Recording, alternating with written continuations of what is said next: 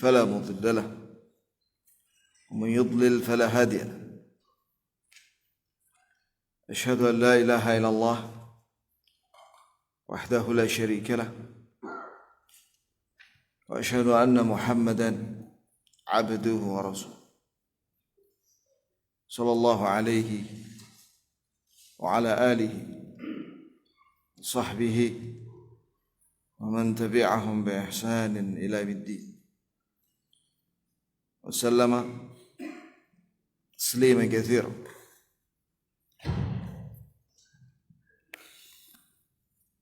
اللهم ارزقنا علما نافعا ورزقا طيبا وعملا متقبلا. اللهم ارزقنا علما لا ينسى. اللهم انفعنا بما علمتنا وعلمنا ما ينفعنا وزدنا علما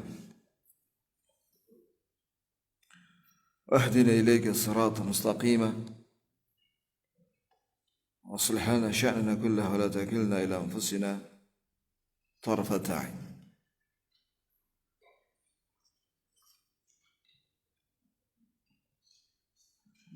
Jemaah sekalian,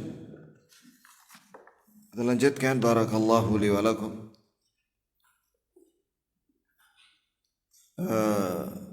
hataman kitab Sifatul Salatin Nabi sallallahu alaihi wasallam. Syekh Al-Albani rahimahullah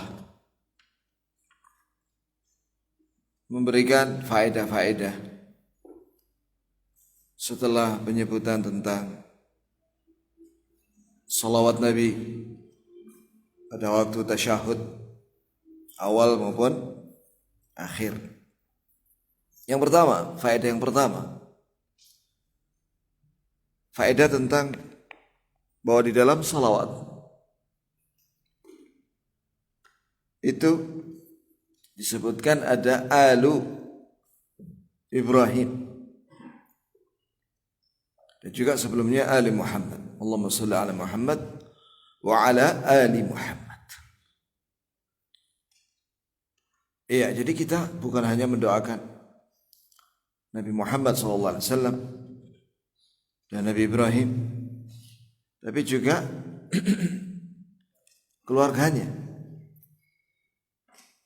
Iya. Siapa keluarga Nabi Muhammad sallallahu alaihi wasallam? Keluarganya itu ada disebutkan oleh ulama seperti Imam Asy-Syaukani, ada dua maknanya. Al itu maknanya ada dua. Yang pertama adalah keluarga beliau, yaitu istri-istrinya. Iya.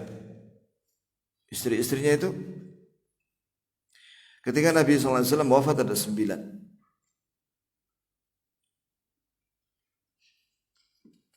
Semuanya.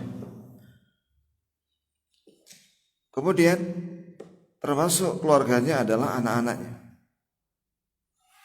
dan cucunya semuanya. Ya. Kemudian termasuk keluarga Nabi adalah alu Aqil. Kemudian alu Al-Abbas. Ya, termasuk menantu Nabi sallallahu alaihi wasallam yaitu Ali bin Abi Thalib radhiyallahu anhu serta keluarganya dan keturunannya. Dan tentunya ya ikhwan, mereka ini ya kita doakan sebagaimana tertera di dalam salawat ini. Nah, sekarang alu Ibrahim, keluarga Ibrahim. Nah, ini lebih banyak lagi. Bahkan termasuk di dalamnya adalah Nabi Muhammad SAW.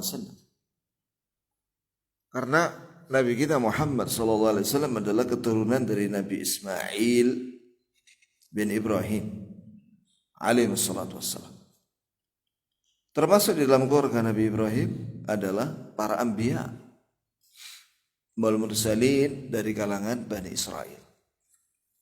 Israel itu siapa? Yaitu Yakub, Nabi Yakub. Digelari Israel artinya Abdullah. Abdullah itu artinya hamba Allah yang taat. Makanya Allah Azza wa Jalla berfirman dalam Al-Quran, Inna Allah astafa Adam wa Nuha wa ala Ibrahim wa ala Imran ala al-alamin.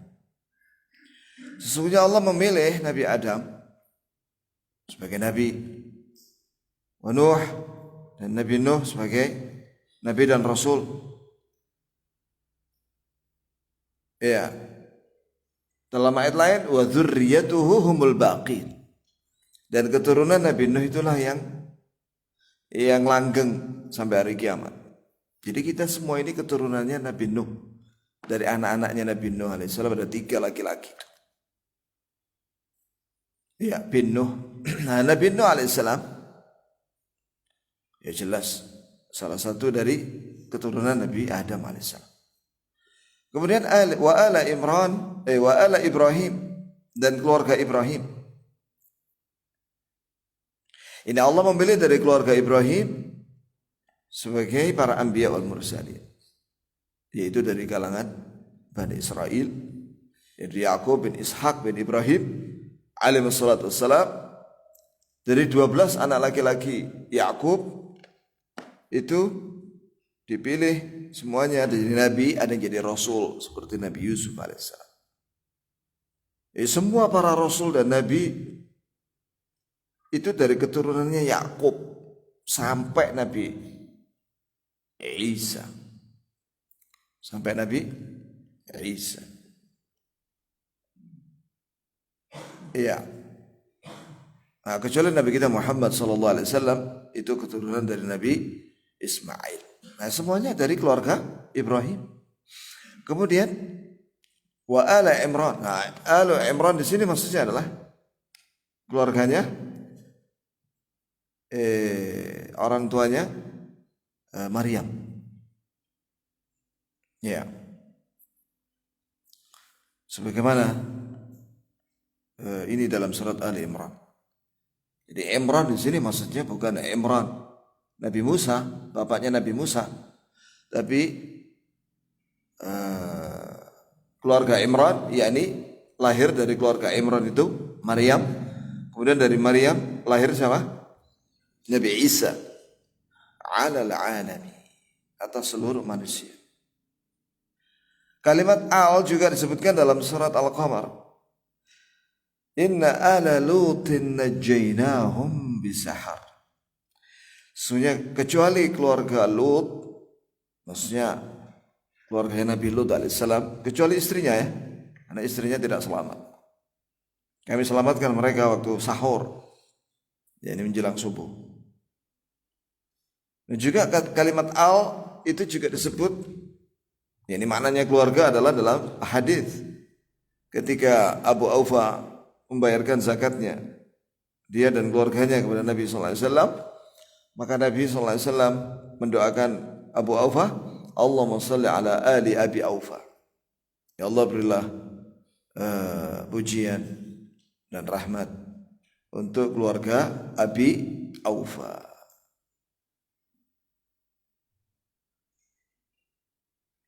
Nah, kemudian makna yang kedua, al-atba'u, pengikutnya Nabi Muhammad SAW. Ini pengikutnya Nabi Muhammad dan pengikutnya Nabi Ibrahim yang di atas hak. Ya. Jadi termasuk kita. Kita ini pengikutnya Nabi Muhammad sallallahu alaihi wasallam. Jelas ya makna al? Ya, ada 2, yaitu keluarga dan pengikutnya Nabi Muhammad SAW. Kemudian faedah berikutnya,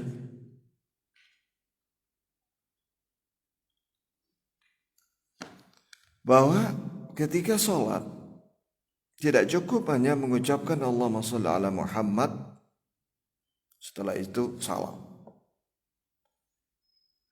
Ya, perhatikan di sini. Semua salawat Nabi Ada 7 macam yang diajarkan Nabi SAW kepada para sahabat.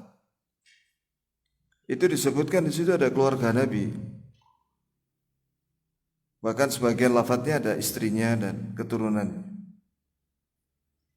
Wa ala azwajihi wa dzurriyyatihi. Ini Allahumma shalli ala Muhammad wa ala ali Muhammad wa ala azwajihi wa dzurriyyatihi. Itu. Jadi enggak cukup cuma Allahumma shalli ala Muhammad. Jadi bagaimana caranya supaya kita mengikuti sunnah Nabi dalam salawat ketika salat maupun di luar salat? Ya ucapkan salah satu dari 7 macam ini. Pilih salah satu. Baik itu di tasyahud awal maupun akhir. Tahiyat awal maupun tahiyat akhir. Ya. Kemudian jamaah sekalian,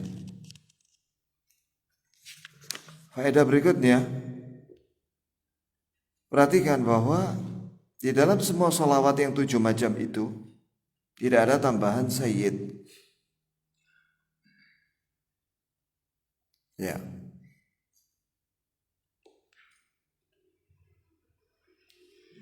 Yani tidak disyariatkan ada tambahan sayyid. Karena 7 macam salawat yang diajarkan Nabi itu tidak ada tambahan apa? Sayyid. Ittiba'an li ta'lim Nabi sallallahu alaihi wasallam al-kamil li ummati.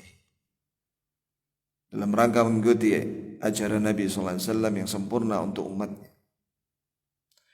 Ini Nabi ketika ditanya oleh sahabat, bagaimana cara salawat untukmu ya Rasulullah? Maka Nabi menjawab, dan ini sebagai perintah. Qulu, ucapkan oleh kalian Allahumma shalli ala Muhammad.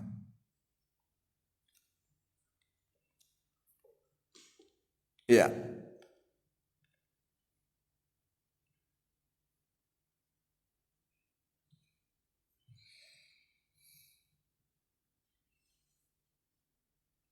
Ada sebagian ulama yang membolehkan kalimat sayyidina. Ya, sekali lagi bahwa apa yang sah dari Nabi SAW itu yang lebih rajih.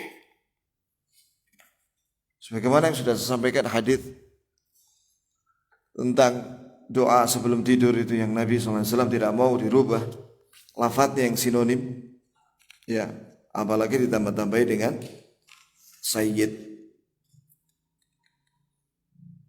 Ya, panjang lebar Syekh Al-Albani membantah sebagian ulama yang membolehkan kalimat sayyid. Antum baca di situ.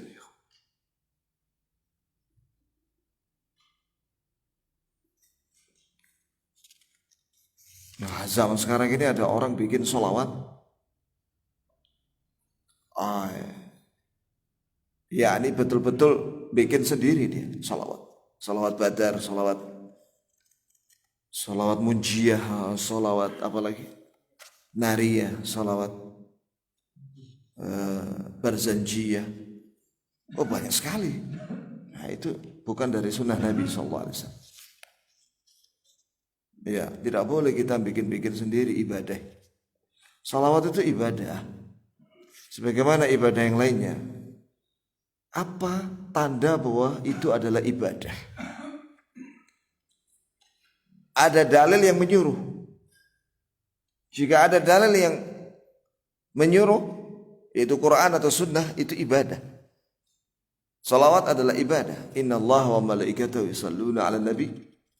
Ya ayyuhalladzina amanu sallu alaihi wa sallimu taslima.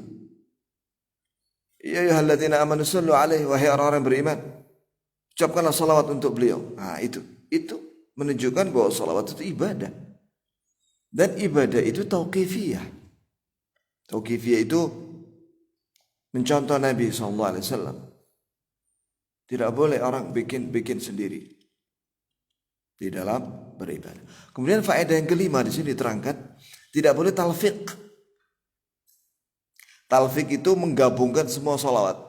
Itu 7 ini digabung jadi satu. Paham maksudnya? Ya, digabung jadi satu. Misalnya bacanya begini.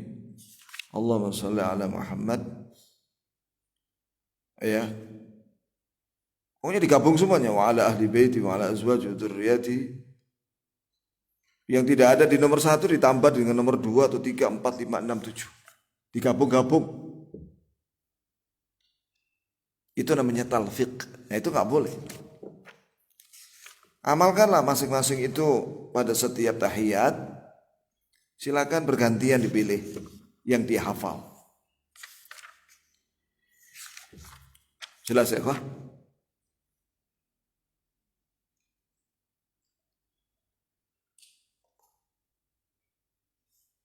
Kemudian di sini faedah yang ke-6, bahwa orang yang paling banyak bersolawat untuk Nabi itu adalah ahlul hadis. Jelas ketika ahlul hadis menyebutkan sanad hadis, ketika menyebut nama Nabi SAW disebutkan di situ sallallahu alaihi wasallam. Bahkan kata ulama bahwa para ulama ahli hadis ketika menulis hadis Nabi SAW, setiap menulis hadis itu bukan hanya dengan tulisan dia bersolawat, dengan lisan juga. Ya, akrabukum minni manzilah yaumil qiyamah aktsarukum salatan alayya. Orang yang paling banyak, orang yang paling dekat denganku pada hari kiamat di antara kalian, orang yang paling banyak salawat untukku. Tentunya salawat yang sesuai dengan sunnah Nabi. Ini salah satu keutamaan ahli hadis. Oh, banyak sekali ya kawan keutamaan ahli hadis ini. Ya. Yang jelas mereka ini at-taifah al-mansura an-najiyah. Ahlul hadis adalah kelompok yang dimenangkan oleh Allah Azza wa Jalla, ditolong oleh Allah Azza wa Jalla dan selamat di dunia dari sesat dan selamat di alam kubur dari siksa dan selamat pada hari kiamat dari neraka. Itu. Ini ijma' ulama. Ya, sebagaimana tertera dalam kitab At-Taifah Al-Mansurah Hum Ahlul Hadith karya Syekh Rabi' bin Hadi Al-Madkhali hafizahullah, dan sebelumnya dalam kitab Syarafu Ashabil Hadith karya Khatib Al-Baghdadi rahimahullah.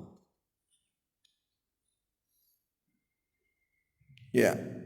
Sekarang siapa yang paling berjasa terhadap Islam ini sepanjang abad? Ahli hadis. Karena karya tulis mereka itu bukan hanya dalam masalah hadis, tapi juga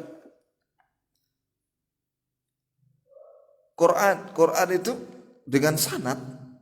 Dan yang ajib ya, sanadnya Quran itu disebut oleh para ulama ahli hadis itu dari Nabi SAW, dari Jibril, dari Allah. Ya, kalau hadis kan mentok sampai Nabi SAW.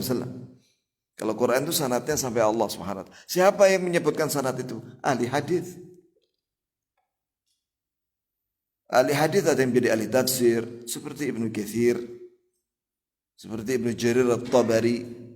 Ahli hadis ada yang menjadi ahli fikih seperti Imam Syafi'i. Dan karya tulisnya ahli hadis manfaat sampai hari ini, sampai hari kiamat. Sahih Bukhari, Sahih Muslim, Sunan Abi Daud, Jami' Tirmidzi, Sunan Nasa'i, Sunan Ibnu Majah, Musnad Ahmad, Sunan Ad-Darimi, Muwatta' Malik, dan yang lainnya. Banyak kitab hadis ya ikhwan. Semua para ulama Islam pasti menukil hadis Nabi sallallahu alaihi wasallam. Dan itu mengambil dari kitab-kitabnya para ulama ahli hadis. Itu. Jadi yang paling banyak bersalawat untuk Nabi itu siapa? Ahli hadis. Makanya banyak para ulama ahli hadis, apabila mereka cuma mengajar sekali dalam sepekan, mereka minta pelajaran hadis itu malam Jumat. Karena disyariatkan banyak sholawat pada malam Jumat dan hari Jumat.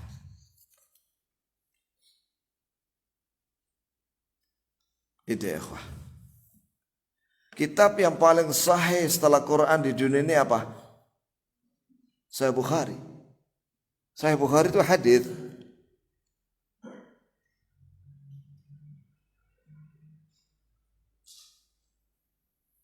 Nah, ya maksudnya agar kita ini mengikuti Nabi, mengikuti para ulama ahli hadis, mencontoh mereka di dalam mempelajari ilmu dan mengamalkannya. Makanya dalam mazhab fikih itu ada namanya muhadditsun. Jadi di samping mazhabnya Abu Hanifah, Malik, Syafi'i, Ahmad, Al-Zahiri yang kelima, ada lagi mazhabnya Ahlul Hadis atau muhadditsun. Di mana kita dapatkan itu? Ya, atau melihat di kitab perbandingan mazhab seperti Bidayatul Mujtahid wa Nihayatul Muqtasid karya Ibn Rushd. Buku ini dikaji di Lipia Jakarta dan juga di Fakultas Syariah. Di mana? Di Madinah. Yang ajib, antum tahu bahwa Saudi itu kan mazhabnya kan Hambali ya. Tapi di dalam kurikulumnya ya, universitas itu diajarkan kitabnya bukan dari mazhab Hambali, yaitu Ibn Rushd itu kan Maliki. Itu menunjukkan insaf. Insaf itu apa ya? Terbuka menerima kebenaran walaupun dari selain mazhabnya. Baik. Itulah faedah-faedah penting yang disebutkan. Coba perhatikan, ini ada syair Imam Ahmad, di sini bawakan syairnya Imam Ahmad. Dinun Nabi Muhammad akhbarun ni'mal matiyatu lil fata atharu la targhabanna 'anil hadith wa ahlihi farra'yu laylun wal hadithu naharu wa la rubbama jahlul fata aw jahilal fata atharan huda wasyamsu bazighatan laha anwaru. Kata Imam Ahmad membawakan syair di sini, dinukil oleh Syekh Al-Albani. Agama Nabi Muhammad SAW adalah akhbar. Ini agama Islam yang dibawa Nabi itu isinya adalah akhbar. Akhbar itu jamak dari khobar. Khobar itu maksudnya hadis, riwayat. Ni'mal matiyatu lil fata atharu. Sebagus-bagus bekal bagi seorang pemuda adalah athar. Athar itu maksudnya hadis Nabi SAW, perkataan sahabat dan tabi'in. Janganlah la targhabanna 'anil hadis wa ahli. Janganlah kau sekali-kali benci dengan hadis dan ahli hadis. Kenapa? Farra'yu lailun. Sebab ra'yu itu maksudnya adalah kalau di zaman Imam Ahmad, ashabur ra'i itu lawan daripada ahlul hadis. Siapa mereka ini? Mereka ini dari kalangan Mu'tazilah. Yang mereka ini mengedepankan akal daripada hadis. Itu orang-orang Mu'tazilah. Mendahulukan akal daripada wahyu. Mereka itu dinamakan ahlul ra'i. Orang yang pakai akal, mendewakan akal, mendahulukan akal daripada wahyu.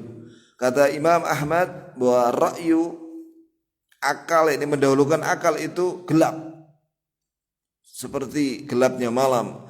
Sedangkan hadis itu adalah terang seperti terangnya siang hari. Walau rubbama jahil fata atharul huda. Barangkali ada seorang pemuda yang jahil, tidak ngerti hadis, petunjuk. Syamsu bazighah. Padahal hadis itu seperti matahari yang muncul ya, dan dia memiliki sinar-sinar yang terang yang menerangi hati manusia. Apabila matahari yang kita lihat itu nanti ketika terbit menerangi bumi ya, dan bermanfaat buat manusia, hewan dan tanaman dan lain-lain, maka hadis itu menerangi hati manusia sehingga hilanglah kegelapan, kesesatan.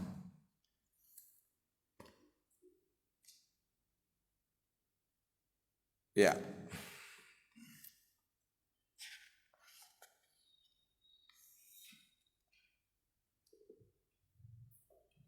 Bab berikutnya al-qiyamu ila rakaati tsalitsah tsumma rabi'ah. Berdiri menuju rakaat ketiga dan keempat. Tsumma kana sallallahu alaihi wasallam yanhadu ila rakaati tsalitsah mukabbira.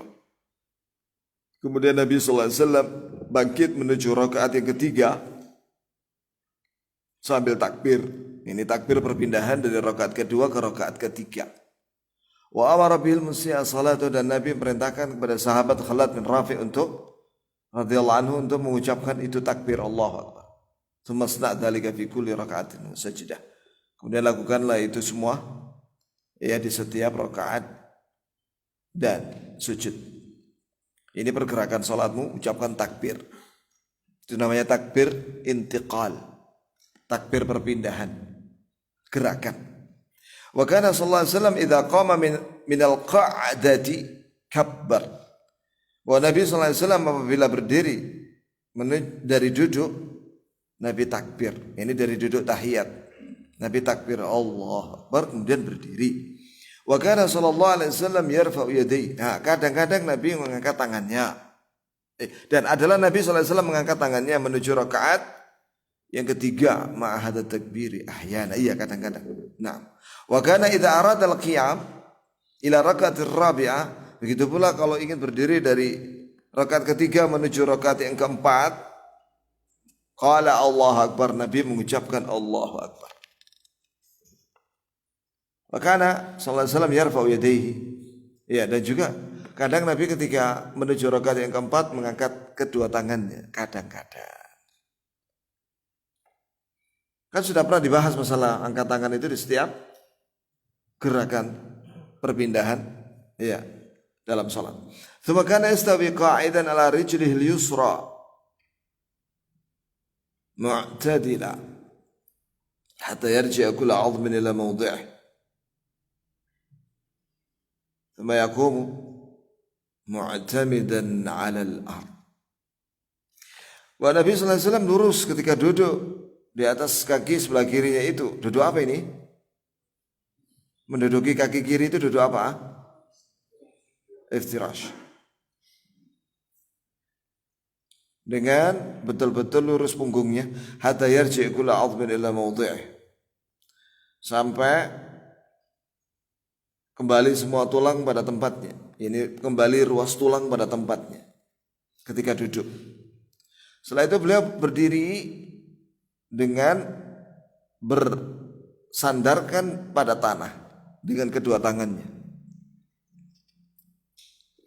Wa kana ya'jin yani atamid al-aidi idza qama. Yani ketika mau berdiri menuju rakaat yang ketiga atau keempat, Nabi itu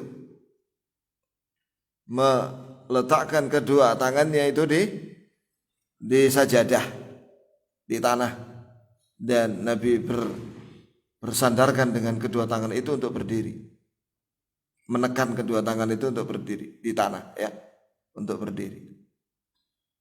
Wa kana yaqra'u fi kulli min ar-rak'ataini, dan Nabi sallallahu alaihi wasallam membaca di setiap dua rakaat gitu Al-Fatihah. Ini Al-Fatihah itu dibaca oleh Nabi sallallahu alaihi wasallam.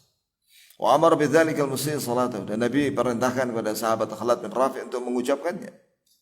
Wa kana rubbama adhafa ilaihima fi salati adh-dhuhr bid'a ayat. Dan kadang Nabi sallallahu alaihi wasallam menambahi di rakaat yang ketiga maupun yang keempat setelah Al-Fatihah beberapa ayat. Sebagaimana yang sudah disampaikan di bab salat zuhur. Bacaan salat zuhur. Jadi boleh baca surat selain Al-Fatihah rakaat yang ketiga dan keempat. Iya. Jelas ya, kawan. Mudah. Kemudian yang berikutnya al-qunut. Ini Syekh Al-Albani bahas tentang qunut. Qunut nazilah. Yang dimaksud dengan qunut nazilah, qunut karena umat Islam mendapatkan musibah, yaitu diserang sama orang kafir. Bukan musibah karena corona atau gempa bumi atau banjir. Itu tidak disyariatkan qunut nazilah. Yang dimaksud dengan qunut nazilah itu mendoakan kaum muslimin yang diserang sama orang kafir agar mereka diselamatkan oleh Allah, dan mendoakan kebinasaan untuk orang kafir itu yang menyerang kaum muslimin. Wa kana sallallahu alaihi wasallam idza arada an yad'u ala ahad, wa Nabi sallallahu alaihi wasallam apabila berdoa keburukan untuk seseorang, yakni orang kafir yang menyerang orang Islam, aw yad'u li ahad, atau Nabi sallallahu alaihi wasallam mendoakan kebaikan dan keselamatan untuk kaum muslimin atau seseorang dari muslimin, qanata, maka Nabi doa qunut. Iya. Doa qunut fi rakaatil akhirah ba'da ruku'. Nah, perhatikan ya, ikhwah. Nabi qunut nazilah itu di rakaat terakhir setelah ruku', yakni setelah mengucapkan Rabbana walakal hamdu, baru baca qunut nazilah di salat 5 waktu, di seluruh salat 5 waktu. Ini setelah mengucapkan sami Allahu liman hamida Allahumma rabbana lakal hamdu, maka Nabi baca qunut nazilah. Wa kana yajharu bi du'ai, Nabi memperdengarkan bacaan qunut itu kepada makmum. Wa yarfa'u yadayhi, dan Nabi mengangkat tangan kedua, telapak tangannya begini. Ya, berdoa itu begini ya. Mengangkat kedua tangan. Ya. Wa yu'ammin man khalfahu, dan para sahabat mengaminkannya. Wa kana yaktutu fi shalawatil khamsi kulliha, dan Nabi sallallahu alaihi wasallam qunut nazilah itu di seluruh salat 5 waktunya. Lakinnahu kana la yaknutu fiha illa idza da'a liqaum, dan Nabi tidak qunut nazilah itu kecuali untuk mendoakan keselamatan bagi kaum muslimin, au da'a lakum, atau mendoakan kebinasaan untuk kaum kafirin yang mendolimi kaum muslimin. Seperti Nabi berdoa, Allahumma anjil Walid ibn al-Walid, Allahumma anjil Walid ibn al-Walid, wa Salamata ibn Hisham, wa Ayyash ibn Abi Rabi'ah. Ya Allah, selamatkanlah Walid bin al-Walid dan Salama bin Hisham dan Ayyash bin Abi Rabi'ah. Allahumma shdid wata'ataka ala Mudar waj'alha sinin ka siniyyi Yusuf. Allahumma al'an li Hayyan wa Ri'la, Allahumma al'an Lahyan wa Ri'la wa Zakwan wa Usayyah asatillaha wa rasulah. Artinya, ya Allah, turunkanlah azabmu kepada kabilah Mudar. Mudar ini suka ganggu kaum muslimin, membunuh dan merampok. Dan turunkan kepada kabilah Mudar paceklik atau kemarau panjang sebagaimana yang menimpa di zamannya Nabi Yusuf. Ya Allah, laknatlah Lahyan dan Ri'lan dan Zakwan dan Usayyah karena dia durhaka kepada Allah dan Rasul. Ini namanya qunut nazilah. Selesai qunut, Nabi mengucapkan Allahu Akbar, setelah itu sujud. Bab berikutnya al-qunut fil witri, Ini namanya kunut witir. Kunut dalam salat witir. Wa kana sallallahu alaihi wasallam yaqnutu fi rakaatil witri. Wa Nabi sallallahu alaihi wasallam kunut kadang-kadang dalam salat witir. Apa kata Syekh Al-Albani di sini? Membawakan riwayat yaj'aluhu qabla ar-ruku'.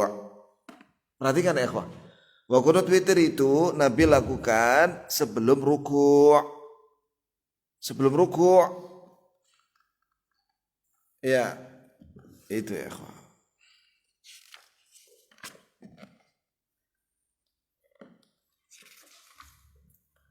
Kalau dalam buku muridnya Syekh Al-Albani, Al-Mawsu' Al-Fiqhiyah Al-Muyassarah fi Fiqh Al-Kitab wa Sunnah Al-Mutahharah, itu boleh juga pada ruku'. Ya, sama dengan nazilah. Cuman asalnya qunut witir itu sebelum ruku', yakni setelah baca surat Al-Ikhlas misalnya. Maka Nabi qunut witir. Ini sunnah yang jarang diamalkan di masjid-masjid. Betul gak? Ya amalkanlah antum di rumah ya. Kita amalkan di rumah.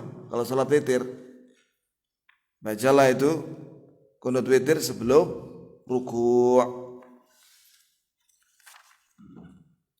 Setelah qunut witir baru ruku'. Baru i'tidal. Awas jangan kebablasan langsung sujud ya. Nah, karena kebiasaan ba'dal ruku' kunutnya tiba-tiba bablas langsung sujud, tidak ruku', tidak i'tidal.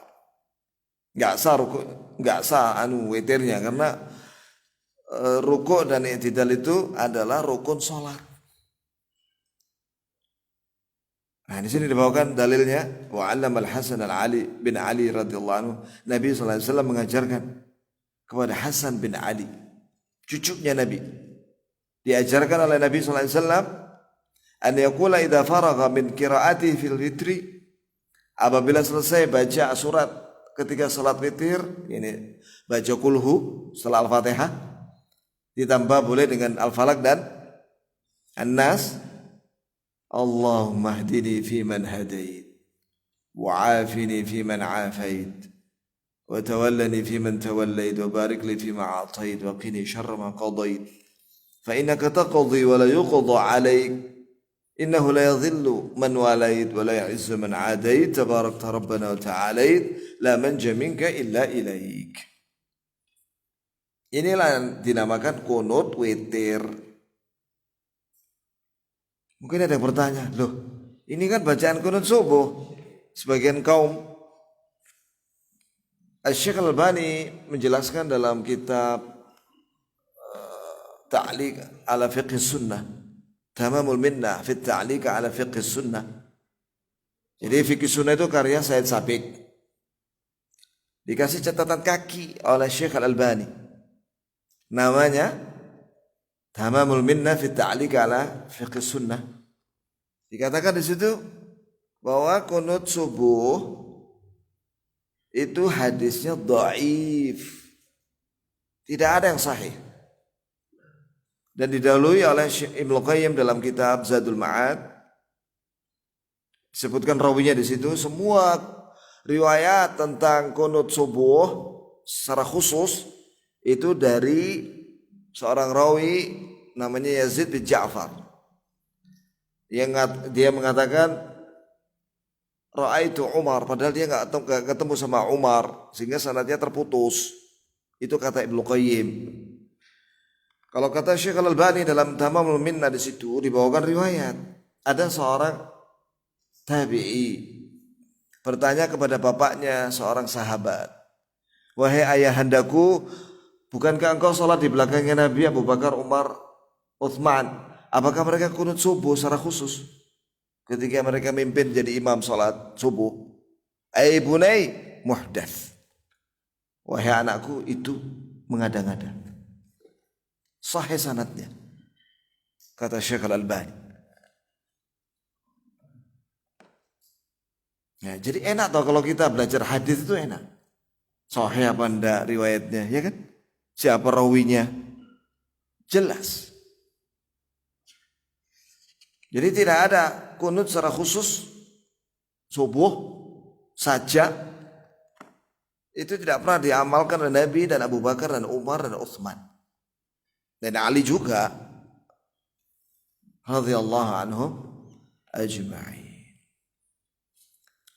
Yang ajib lagi kunut subuh yang harusnya itu adalah kunut witir diletakkan di kunut subuh. Padahal hadis Allahumma hdini fiman hadait itu kunut witir dibaca ketika witir. Ada sebagian lagi kaum, antum tahulah, justru mereka tidak mau kunut witir. Tahu antum ya? Ya jamaah, tahu antum? Kok senyum-senyum antum ya? Jadi ada satu kaum tidak mau kunut witir. Jadi selama Ramadan itu tidak pernah kunut witir. Ini juga mematikan sunnah Nabi. Perhatikan di sini ya kawan. Hadis tentang kunut witir ini diriwayatkan oleh Ibnu Khuzaimah ya dalam sahihnya dan juga Ibnu Abi Syaibah. Iya. Sebentar.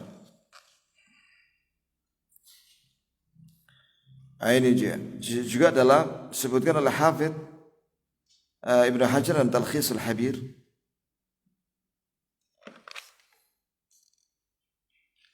Sebelumnya diriwayatkan oleh Ibnu Nasr Al-Marwazi dan juga oleh Imam Ad-Daraqutni dengan sanad yang sahih. Lihat itu di catatan kaki itu ya kawan. Tentang dari mana riwayat tentang kunut witir itu. Sanadnya sahih. Dan juga Ibnu Abi Syaibah, Abu Dawud, An-Nasa'i dan Sunan Al-Kubra. Banyak, riwayatnya banyak. Dengan sanad yang sahih. Antum lihat catatan kaki itu. Jadi kalau ada orang tidak mau mengamalkan kunut witir, Allahumma hdini fiman hadait dan seterusnya itu, berarti dia tidak mengamalkan sunnah Nabi. Sebagian mereka beralasan bahwa kalimat doa kunut witir Allahumma hdini fiman hadait itu karena dibaca oleh kelompok sebelah. Nah, kita dalam mengamalkan hadis sunnah Nabi itu bukan karena lihat kelompok. Kita nggak lihat kelompok, kita lihat dalil. Sahih apa enggak? Kalau sahih kita amalkan, kalau nggak sahih kita nggak amalkan. Nah ini penting ya ikhwah. Ini banyak orang bingung masalah ini. Tapi ahlul hadis tidak akan bingung karena mereka berpatokan dengan hadis Nabi sallallahu alaihi wasallam. Ya akhi, kalau di sini gimana salat witir Ramadan? Ada kunut witir enggak? Hah? Nah, enggak ada kan? Enggak ada. Nah, itu. Amalkan insyaallah Ramadan ini ya. Oh, ada kah? Oh, ada. Alhamdulillah. Itu kok menengah ya. Ya. Alhamdulillah.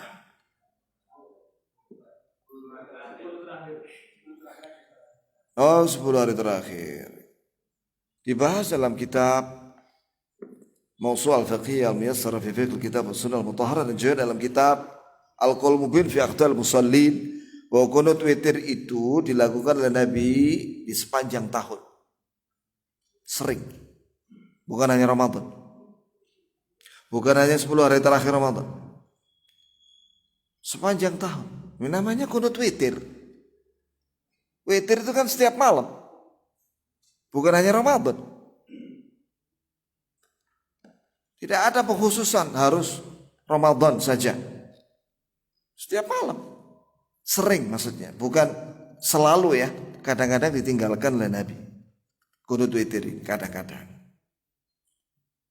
Ya. Makanya di sini dikatakan ahyanan. Kadang-kadang. Sebab para sahabat yang meriwayatkan witir dari Nabi itu, ya, ada yang tidak membawakan keterangan kunut. Sehingga diambil kesimpulan bahwa kunut witir itu kadang-kadang. Ini kadang dikerjakan, kadang tidak.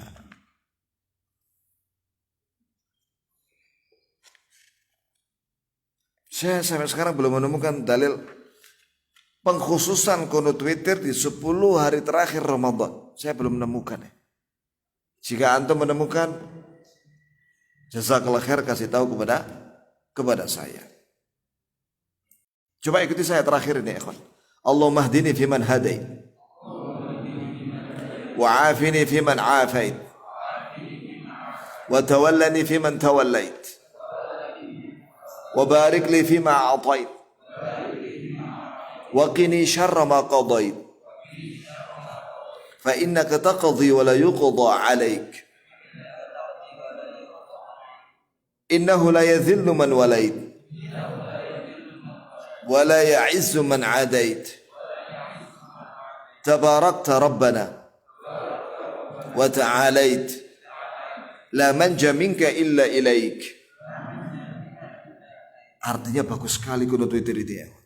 Artinya, Allahumma ya Allah ihdini, tunjukilah aku fiman hadait, bersama orang-orang yang kau beri hidayah.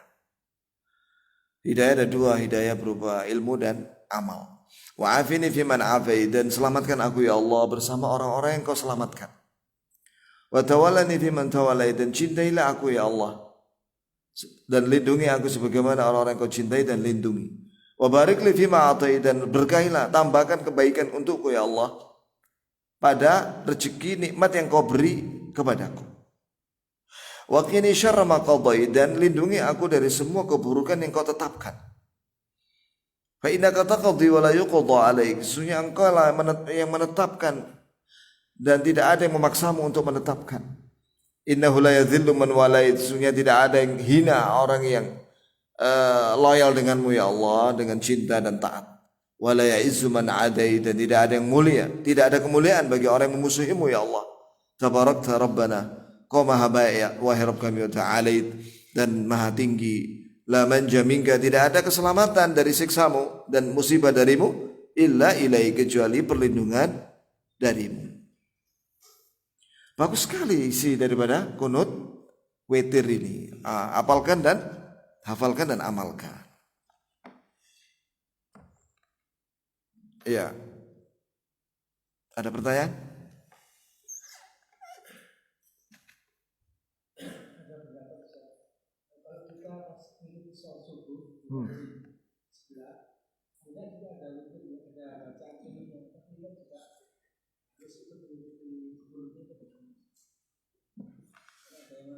Ikhtilaf ulama.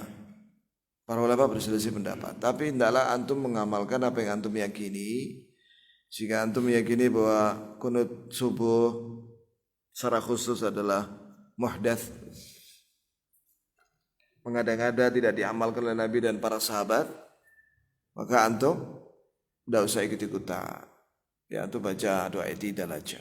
Rabbana walakal hamdu. Yang lengkap itu. Pendapat yang kedua, ini apabila dikhawatirkan ada fitnah, ya, maka antum boleh mengaminkan. Ini pendapatnya Imam Ahmad. Ketika ada seorang bertanya kepada beliau, kalau saya salat di belakangnya orang yang kunut subuh, apakah saya ikut kunut? Iya, aminkan. Kata Imam Ahmad, kalau Imam Syafi'i jadi imam dan kunut subuh, kau tidak mau mengaminkan? Ya, ini beliau sangat menghormati Imam Syafi'i. Imam Syafi'i kunut subuh. Ya. Dan Imam Syafi'i itu gurunya Imam Ahmad. Jadi ini masalah khilafiyah. Jadi walaupun itu setelah ditahqiq sanadnya lemah, tetap ini masalah khilafiyah dan jangan membedahkan hal yang seperti itu. Nah, ada lagi? Habis waktu?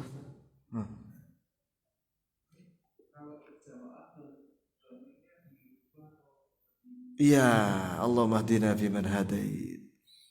Jadi kalau imam ya Allahumma hdina. Jangan mendoakan dirinya sendiri, Allahumma hdini fi man hadait. Makmumnya mengaminkan. Ya apa iki coba? Kadang-kadang ada khotib Jumat, dia doanya untuk dirinya. Ya Rabbi fili. Lah ya apa sih? Harusnya orang kalau berdoa untuk dirinya dan jamaah harus menggunakan dhamir jamak. Allahumma hdina fi man hadait. Wa'afina fi man afait. Jangan mendoakan dirinya sendiri. Ya. Rabbi inni dhalamtu nafsi dzulman katsira. Para makmum amin. Didoakan dia sendiri. Makmumnya enggak didoakan ya apa coba? Jamaah didoakan semua. Ada lagi? Iya, Pak. Hah? Hah? Kif, imam ya, Pak? Hah?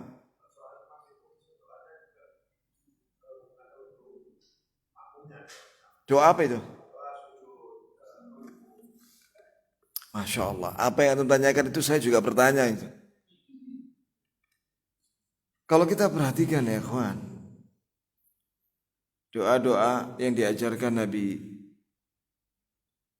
ya, itu dengan domir saya. Ini sendiri. Coba lihat nanti itu doa-doa sebelum salam tuh.